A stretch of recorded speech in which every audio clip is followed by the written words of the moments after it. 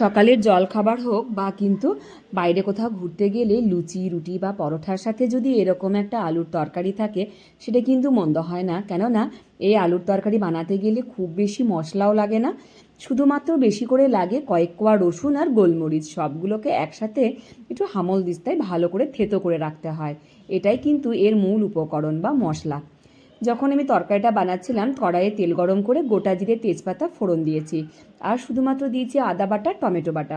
একটু ভালো করে নাড়াচাড়া করে প্রতিদিনের যে মশলাগুলো থাকে, হলুদ গুঁড়ো জিরে গুঁড়ো ধনে গুঁড়ো সব কিছু ভালো করে কষিয়ে নিয়ে বেশি করে থেতো করে রাখা রসুন আর গোলমরিচ সেটাকে দিয়ে ভালো করে একটু ভাজা ভাজা করে নিলাম, কেননা রসুনের গন্ধটা যতক্ষণ না চলে যাচ্ছে ততক্ষণ। তারপরেই সিদ্ধ করে রাখা আলু, স্বাদ অনুযায়ী লবণ চিনি সব কিছু দিয়ে মশলার সাথে ভালো করে কষিয়ে কষিয়ে ভেজে নিলাম। আর এটার মধ্যে এক ফোঁটাও কিন্তু জল থাকে না। আর নামানোর আগে একটু কেশরি মেথি ছড়িয়ে দিলে তার স্বাদ কিন্তু দ্বিগুণ হয়ে যায়। এটা বাইরে নিয়ে যাবার জন্য খুব একটা ভালো তরকারি, কেননা যেহেতু এটা একদম ভাজা ভাজা করে তরকারিটা করা হয়, তার জন্য কিন্তু কোনো রকমের ঝোল বা রস ব্যাগে গড়িয়ে পড়বার কোনো রকম ভয় থাকে না। আজকের জলখাবারে আলুর পরোটা আর সাথে করেছিলাম এই গার্লিক পটাটো। এটা কিন্তু খেতে আমাদের বাড়িতে সকলেই বেশ পছন্দ করে।